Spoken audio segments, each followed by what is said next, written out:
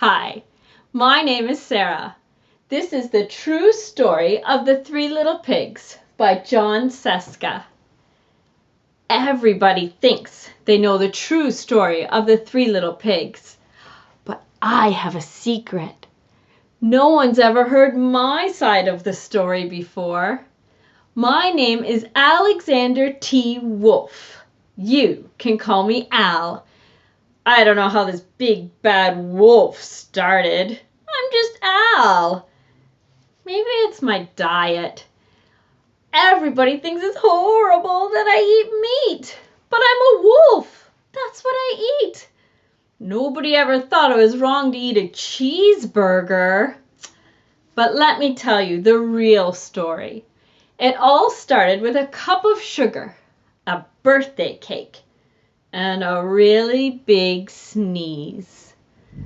You see, it was my grandma's birthday and I wanted to bake her a beautiful birthday cake.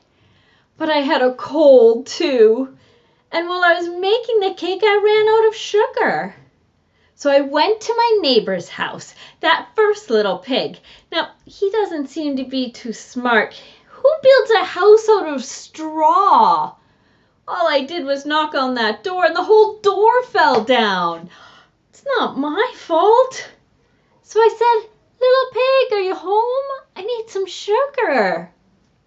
Nobody answered. So I said again, "Little pig, I need some sugar for my grandma's birthday cake." But there was no answer. Just then, I had a big sneeze coming. Achoo!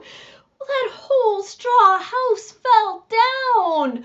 It's not my fault. Who builds a house out of straw anyways?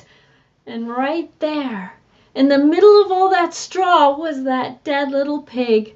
He had been home the whole time anyways. What a rude pig. Well, I'm not going to leave good meat go to waste, so I ate that little pig. It's not my fault, it's just my diet. But I still needed that cup of sugar, so I went to the next little pig's house to get that sugar from my grandma. He seemed to be a little smarter. He built his house out of sticks.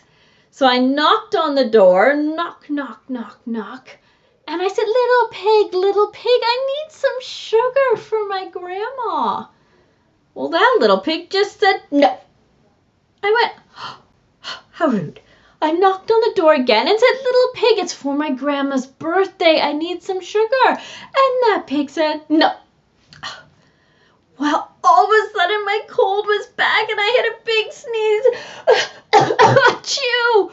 Oh, and that whole house fell down. It was made of sticks. I mean, that's a little better than grass, but who makes a house out of sticks? It's not my fault. But oh, right in the middle of those sticks was that dead little second pig again. Well, there's no point in leaving food to go to waste, so I ate that little pig. But Grandma's birthday was coming up, and I was already started the cake, and I just needed a cup of sugar, so I went to the third pig's house. He must have been the smart one of the family, because he had built his house out of bricks. At least I knew that this house wouldn't just fall down when I knocked on the door. So I went over and I knocked on the door and said, "Little pig, I need some sugar. Can you please let me borrow some sugar for my grandma's cake?"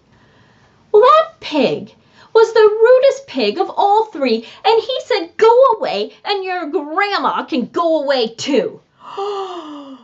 Nobody speaks to my grandma. No one speaks about my grandma like that.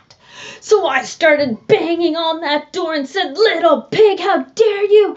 That's my grandma you're talking about." Well, just then the police came up and they saw me banging, and the neighbors told them about those pigs I had eaten. Before I knew it, the police took me away and I was the big bad wolf.